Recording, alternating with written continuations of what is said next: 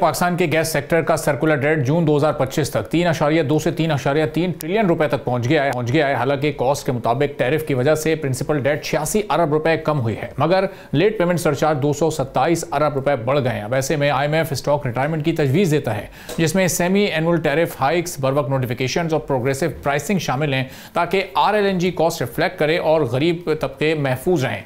हुकूमत का मंसूबा 6 साल में 1.7 ट्रिलियन रुपए का प्रिंसिपल क्लियरेंस है, जो तेल और गैस कंपनीज के डिविडेंड्स में 680 अरब, पेट्रोल लेवी बढ़ाकर 85 अरब रुपए फी लीटर और LNG की बचत से मुमकिन हो सकता है। लेकिन आप ये अंदाजे लगाएं कि अगर 85 रुपए फी लीटर पेट्रोल पर लेवी चार्ज की जाती है तो उससे महंगाई का एक नया तूफान आ सकता है।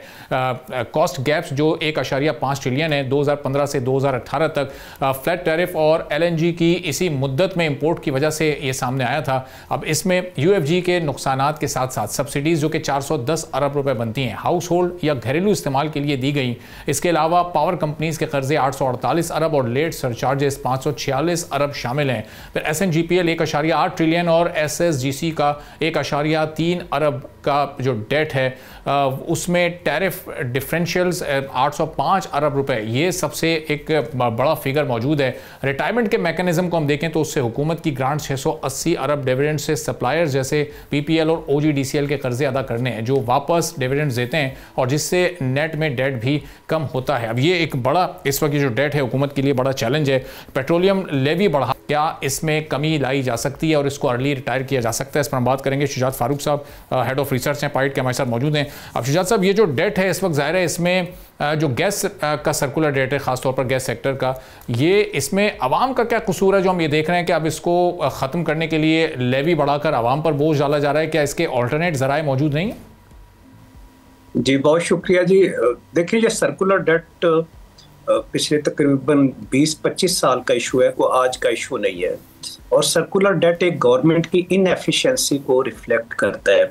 आप अगर इलेक्ट्रिसिटी सेक्टर में देखेंगे तो IPPs आई और उन IPPs के साथ जो कैपेसिटी पेमेंट्स थी उन्होंने सर्कुलर डेट को जनरेट किया।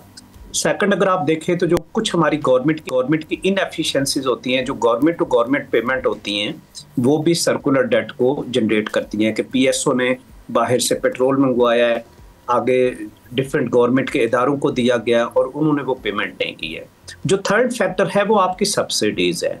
आपने जिस तरह हाईलाइट किया कि हम पावर और गैस के अंदर अभी भी बिलियंस ऑफ रुपीस में सब्सिडीज दे रहे हैं। अगर इन दोनों सेक्टर्स को आप मिलाएंगे तो 700-800 रुपये से भी ज़्यादा हमारी सब्सिडीज बनती है।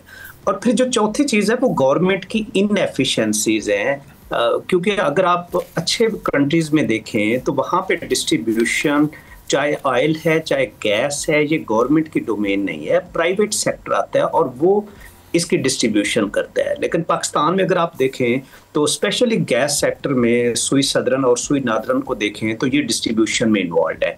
इसी तरह अगर आप इलेक्ट्रिसिटी में भी देखेंगे तो आपको पता है कि इस वक्त हमारी जो डिफरेंट गैपकोज हैं वो डिस्ट्रीब्यूशन में इन्वॉल्व हैं।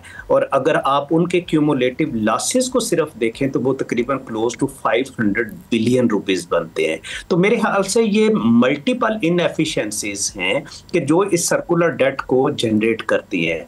और ये जिस तरह मैंने आपको बताया कि ये पिछले 20 सालों का इशू है। शायद लेवी टैक्स लगाने से शायद ये मसला उसी तरह ही रहेगा जब तक हम वो राइट रिफॉर्म्स की तरफ नहीं जाएंगे कि जो सर्कुलर डेट को ट्रिगर कर रही हैं। सब्सक्राइब करें और बेल दबाएं ताकि कोई खबर रह न जाए।